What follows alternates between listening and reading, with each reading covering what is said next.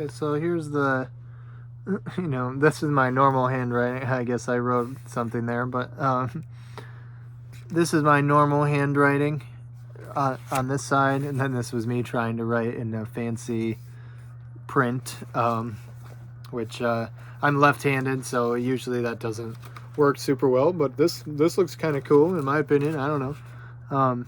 But this is one of the foundational statements, I suppose, that I created, and I'll read it here in a second. I guess I can read it now and then read it again, but the statement says, the proclivity of one to endow his or herself with principal reason and goaded self-assurance is the cause of great suffering. So, to give a little background, I used to be heavily involved in the Christian church. I went to church events, church on Sunday, but I went to church events several days a week, and then I was regularly out evangelizing to the public, to the point that was my intended career path, and it became sort of a job which did not pay any money, but which my parents essentially funded for about a year's time until that could not exist any longer. And around that time, or shortly after, I decided to, well, I didn't really decide. Basically, it wouldn't work for me anymore. The religious concept did not function for me anymore. And so I can provide more detail about that in a sort of a longer video explaining the whole story. But in general, after that, I wasn't involved in religion for a very long time, for several years, and then perhaps maybe about a year ago, it looks like. I think it was a little less time than a year ago, though. I went back to church and sat in the pews in the back row and just kind of observed. And I certainly was not super convinced of anything or felt any extraordinary theological things. Spiritual things would be a better word. But you also may find that with my tendency to try to use big words, that I might not even use the right words sometimes, which is kind of a consequence of sort of my communication style of trying to use big words and be really specific a lot of the time.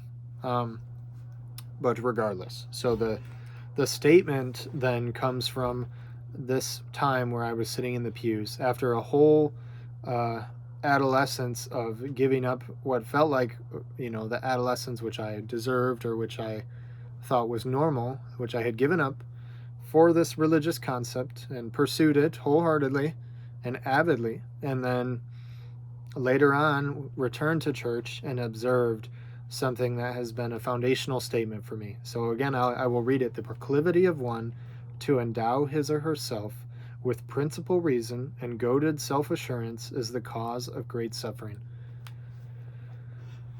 So essentially what that means to me, though, is and this was a thing that I still do and was certainly doing more than ever in my time in Christianity, was to assume that I can even at all discern ultimate truth. That even what I sense is somehow fixed and exact and precise, that measurement itself could even be precise to begin with. So a lot of what I talk about in a lot of my subsequent writings and things is kind of based on this idea that I don't think I can come up with exact answers, or I don't think that perspective can be holistic, at least not my own perspective, any one person's perspective. And so then for me, religion as a concept kind of fails, because I think it is based on that proclivity of oneself to give myself, to endow myself with as the principal reasoner.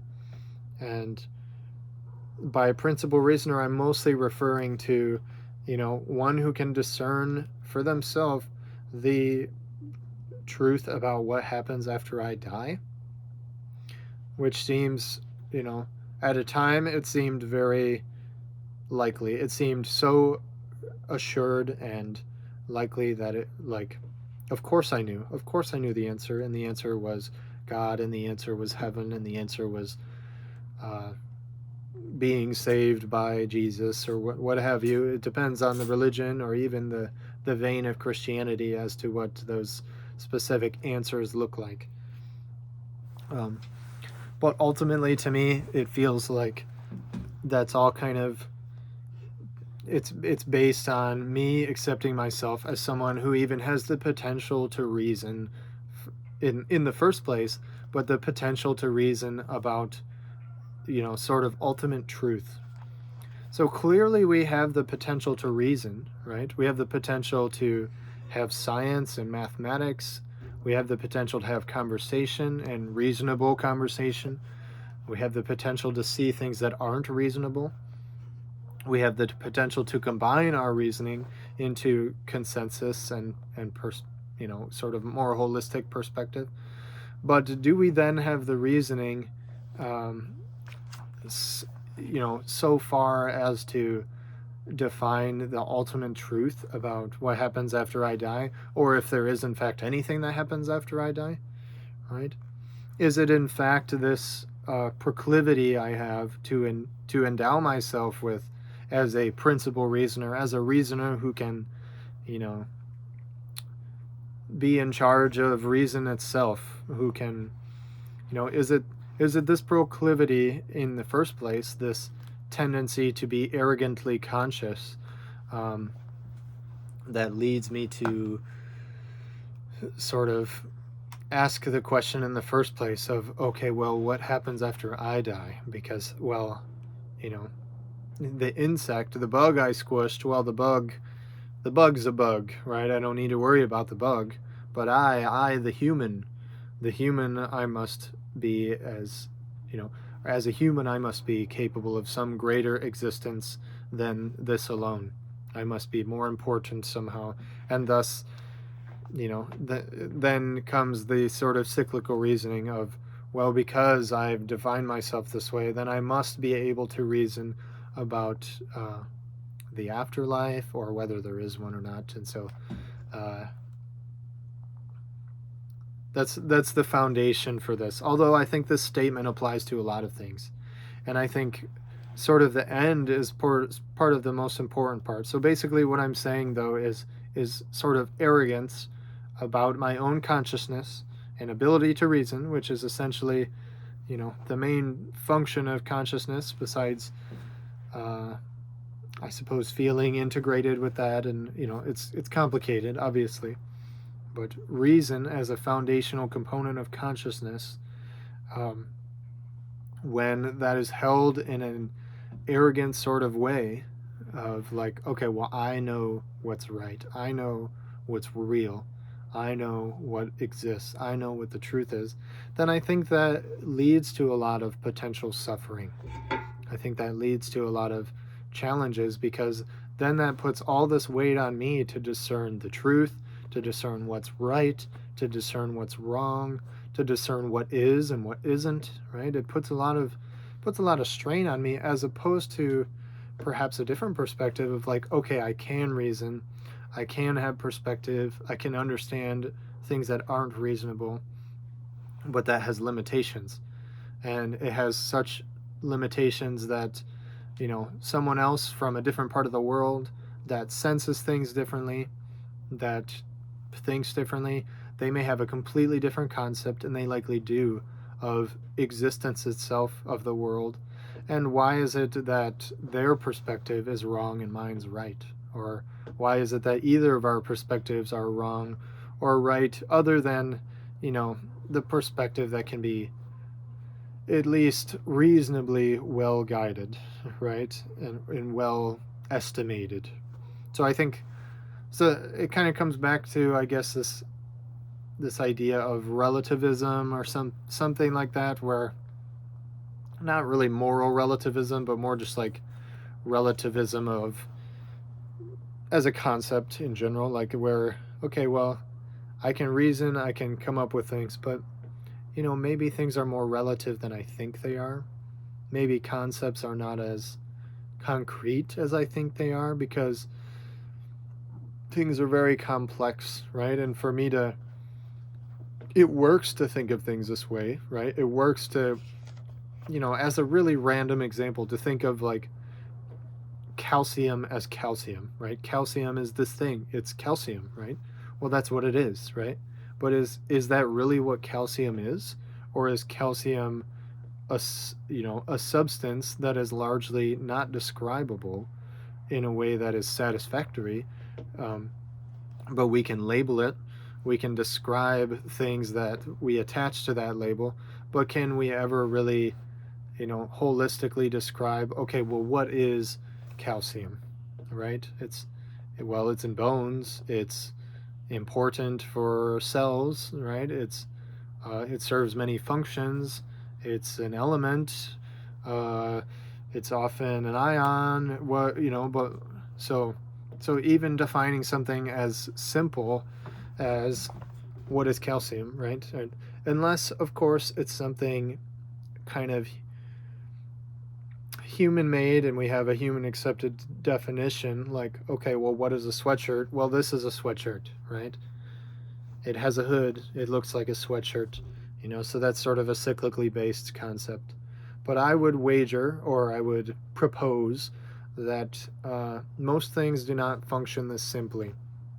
And so I think it is one of the foolish things of us humans to assume that most things can be well defined and well conceptualized, um, to an extent that we can then,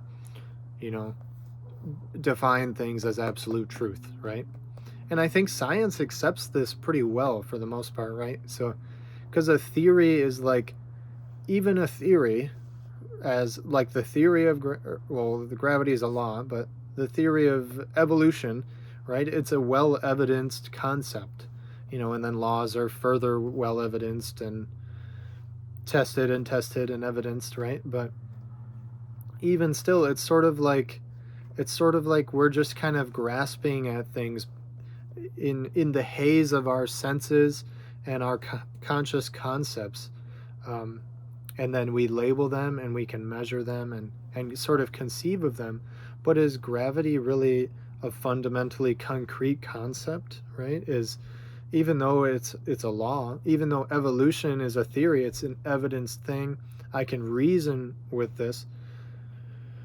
So what am I really trying to say here? I don't know. It's up to you, right? It's up to you as to how you respond to this as well. But I'll finish with the statement again. I'll read it twice, and then you can, sort of, much of what I will say throughout this channel will sort of be based on some of these concepts. So, the proclivity of one to endow his or herself with principal reason and goaded self-assurance is the cause of great suffering. The proclivity of one to endow his or herself with principal reason and goaded self-assurance is the cause of great suffering. So, that's that. And it's getting dark now, so I think I'll call it a wrap for the day. Every single one of these first videos was all made in the exact same location. Not all at the same time of day, but, you can see that the sun has set over the course of some of these recent videos, so they're certainly all within a related time frame, all on the same day. So, thanks for watching. Goodbye. And I'm Ben.